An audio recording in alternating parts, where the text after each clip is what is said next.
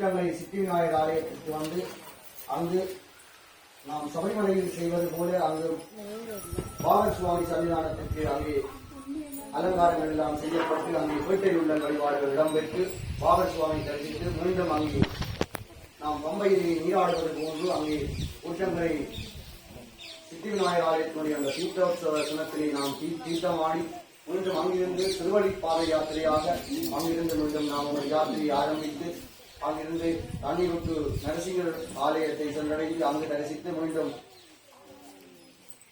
எமது தண்ணீருட்டு கிருஷ்ணர் ஆலயத்தையும் தரிசித்து தொடர்ந்து உள்ளியோடை எமது முல்லை ஸ்ரீ சபரிதாஸ்தாபனத்தினுடைய சன்னிதானத்திலே சிறப்பு தரிசனத்தோடு தொடர்ந்து உள்ளியோடை காட்டாவினார் ஆலயத்தை தரிசித்து மீண்டும் இங்கு ஆதி ஐயப்பன் ஆலயம் உள்ளியோடை அமர்ந்திருக்கின்ற இந்த ஆலயத்திற்கு வருகை வந்திருக்கின்றோம். எனவே இந்த யாத்திரை மிகவும் சிறப்பாகவும் புனிதமாகவும் நேர்த்தியாகவும் நிறைவு பெற்றிருக்கின்றது.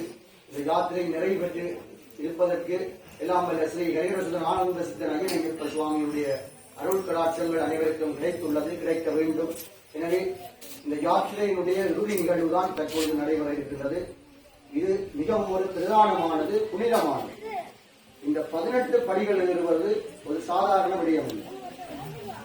சபரிமலையிலே இருக்கின்ற 18ஆம் படி ஸ்ரீ ஹரிஹரசுதன் ஆனந்த சித்தன் ஐயப்ப சுவாமியுடைய 18 படிகளும் தங்கத்தால் முலாம் பூசப்பட்ட, தங்கத்தால் அங்கே தகடுகளால் பதிக்கப்பட்ட அந்த 18 படிகளும் ஒரு வருடத்திலே கார்த்திகை மாதம் 1ஆம் தேதி மாலை அணிந்து 41 நாட்கள் விரதம் இருந்து 18 படிகள் ஏறிய ஒரு சாமி தான் ஒருமலை சுவாமி.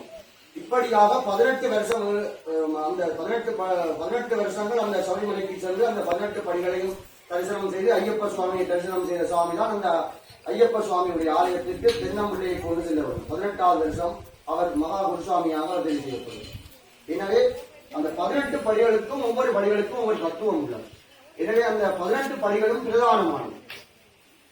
என்னுடைய அனுபவத்திலே சபரிமலை யாத்திரையிலே நான் பெருவழிப்பாதை யாத்திரை தான் கூடுதலாக விரும்புவது.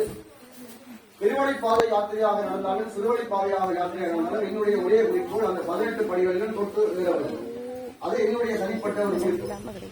நான் இத்தனை வருட காலமாக அந்த 18 படிகளிலும் முழுமையாக 18 படிகளையும் தொட்டு ஏறுவது என்னுடைய ஒரு சுருக்கமான என்னுடைய ஒரு தனிப்பட்ட கட்டுப்பாடு, என்னுடைய தனிப்பட்ட நோக்கம். நான் 18 படிகளையும் தொட்டுதான் வருவேன். அது எல்லாருக்கும் கிடைப்பதில்லை. 10 கோடி மக்கள் அங்கே நிகழ்கின்ற இடத்திலே 18 படிகளில் தொட்டு ஏறுவது கஷ்டம். அங்கே இந்திய காவல்துறையினர் உங்களை அங்கே 18 படிகளிலும் 9 பேர் அங்கே 2 சைக்கிள் நிற்பார்கள். அவர் உங்களை கைகளை பிடித்து எடுத்து எறிந்து கொள்வார்கள். எனவே அந்த 18 படிகளிலும் உங்களுடைய 2 கால்களும் பட வேண்டும், 2 கைகளாக தொட்டு வழங்க வேண்டும். இது ஒரு மிகவும் புனிதமானது. இந்த 18 படிகளை ஏறுபவர்கள் யாராக என்று சொன்னால் 18 படிகளை ஏறுபவர்களுக்கு தலையிலே இருமுடி இருக்க வேண்டும். இருமுடி இல்லாத இவருமே அந்த 18 படிகளில் ஏற முடியாது. ஒருவர் 18 படிகளில் ஏறுவதாக இருந்தால் ஒரு வருடத்தில் ஒரு இருமுடியோடு ஏறினார் என்று சொன்னால் 2வது தடவை ஏறுவதாக இருந்தால் 2வது தடவை இருமுடி கட்ட வேண்டும். எனவே ஒரு வருடத்திலே அது 2 தடவை ஏறினாலும் ஒரு மலை சுவாமி என்றால் தான் அங்கே கருதப்படும். எனவே இந்த 18 படிக்கு மிகவும் புனிதமான ஒரு தத்துவம் இருக்கின்றது. இந்த 18 படிகள் தான் சபரிமலை செல்ல தவறியாக இருந்தாலும் இங்கே கொக்குடாய் ஐயப்பன் ஆலயத்தில் இருந்து இருமுடி கட்டி இங்கே வந்து நீங்கள் இந்த 18 படிகளில் ஏறி அங்கே ஐயப்ப சுவாமிக்கு உங்களுடைய தலையில இருக்கின்ற இருமுடியிலே நெய்த்தேங்காய் அடைக்கப்பட்டிருக்கிறது. இந்த நெய்த்தேங்காய் தற்பொழுது இங்கே குருசுவாமியுடைய கரங்களினால் அங்கே நெய்த்தேங்காய் அடித்து அந்த அதிலே இருக்கின்ற அந்த நெய்யினாலே தான் இந்த ஐயப்ப சுவாமிக்கு அபிஷேகம், விசேடமான அபிஷேகம், நெய் அபிஷேகம் இடம்பெற இருக்கின்றது. எனவே அந்த நெய் மிகவும் புனிதமானது. அங்கே உங்களுக்கு தண்ணீர் போன்ற வழியிலாகத்தான் அந்த நெய்யை அங்கே தேங்காயிலே ஊற்றியும். ஆனால் நீங்க நெய்த்தேங்காய் உடைக்கும் போது உங்களை கூடான் வடிவில் அந்த மிகவும் அந்த தேங்காயிலே எந்த விதமான நெய்யும் படாத அளவுக்கு அந்த நெய் அப்படியே காட்சி அளிக்கும். எனவே அப்படியான நெய்களை உங்களுக்கு விரதங்கள் புனிதமானதாக அங்கே குருசுவாமிகள் சொல்லுவார்கள்.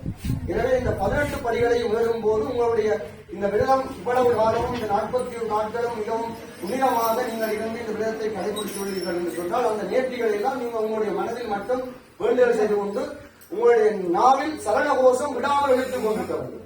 இங்கே இருக்கின்ற அன்பர்கள் அனைவருமே சரணகோஷம் ஒழிக்க வேண்டும்.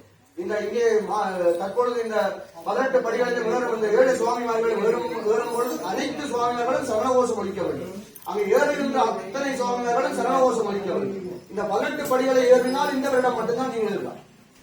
திருப்பி இந்த வருடம் நீங்கள் ஏற வேண்டும் என்றால் ஏற முடியாது. அடுத்த வருடம் மாலை அணிந்து 41 நாட்கள் விரதம் இருந்து இருமுடி கட்டினால் மட்டும்தான் இந்த 18 படியிலே ஏறலாம்.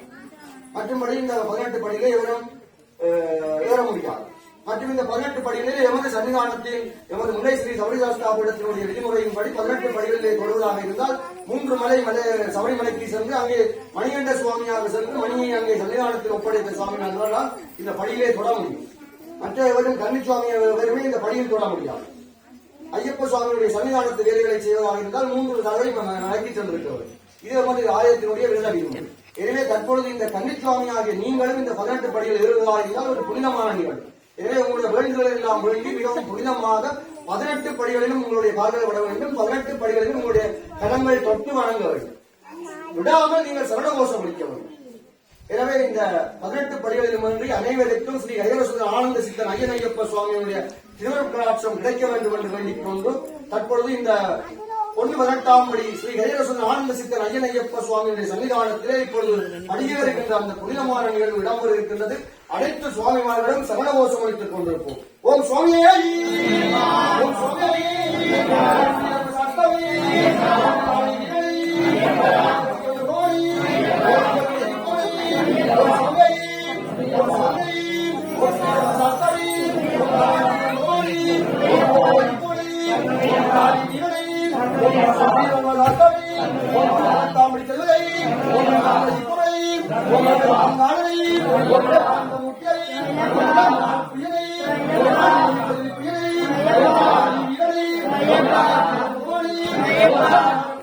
சரணமையப்பா சரணமையப்பா சரணமையப்பா சரணமையப்பா சரணமையப்பா சரணமையப்பா சரணமையப்பா சரணமையப்பா சரணமையப்பா சரணமையப்பா சரணமையப்பா சரணமையப்பா சரணமையப்பா சரணமையப்பா சரணமையப்பா சரணமையப்பா ஏ சரண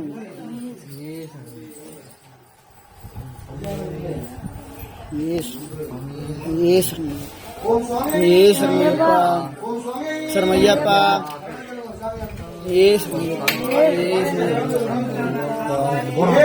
ஏ சரணமையப்பா ஏ சரணமையப்பா ஏ சரணமையப்பா ஏ சரணமையப்பா ஏ சரணமையப்பா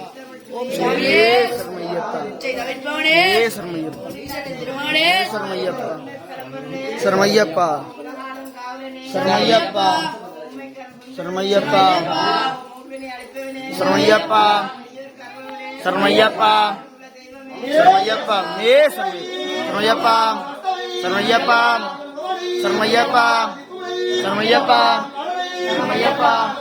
சரணமையப்பா சரணமையப்பா சரணமையப்பா சரணமையப்பா சரணமையப்பா சரணமையப்பா சரணமையப்பா சரணமையப்பா சரணமையப்பா சரணமையப்பா சரணமையப்பா பகவானே சரணமையப்பா காந்தமலை ஜோதியே சரணமையப்பா சுதனே சரணமையப்பா பிரபுவே சரணமையப்பா முகன் சோதரனே சரணமையப்பா ஆபத்தில் காப்போனே சரணமையப்பா இந்தமிழ் சுவையே சரணமையப்பா செய்த விற்பவனே சரணமையப்பா ஈசனின் திருமகனே சரணமையப்பா வீடில்லா தெய்வமே சரணமையப்பா உண்மை பரம்பொருளே சரணமையப்பா உலகாலும் காவலனே சரணமையப்பா உண்மை கருள் புரிந்தவனே சரணமையப்பா மூழ்வினை அளிப்பவனே சரணமையப்பா வலியோர்க்கு அருள்பவனே சரணமையப்பா உண்மை குல தெய்வமே சரணமையப்பா ஏழை பங்காளனே சரணமையப்பா சரணமையப்பா சரணமையப்பா சரணமையப்பா சரணமையப்பா சரணமையப்பா சரணமையப்பா சரணமையப்பா சரணமையப்பா சரணமையப்பா சரணமையப்பா சரணமையப்பா சரணமையப்பா சரணமையப்பா சரணமையப்பா ஓ மேலை பங்காளனே ஓம் ஏகாண்டமூர்த்தியே சரியப்பா. ஓம் ஐங்கரன் தம்பியே சரியப்பா. ஓம் ஐயமெல்லாம் தீர்ப்பவனே சரியப்பா. ஓம் பிள்ளா திருமணியே சரியப்பா. ஓம் ஒளி தரும் திருவிளக்கே சரியப்பா. ஓம் ஓங்கார பரம்பொழுதே ஓம் ஓதும் மறைப்பொருளே ஓம் ஔடதங்கள் அருள்பவனே ஓம் சௌபாக்கியம் அளிப்பவனே கலியுக வரதனே சரியப்பா. சபரிமலை சாஸ்தாவே சரியப்பா. ஓம் சிவன்மால் திருமகனே சரியப்பா. ஓம் சிவ வைஷ்ணவ ஐக்கியமே சரியப்பா. ஓம் அச்சங்க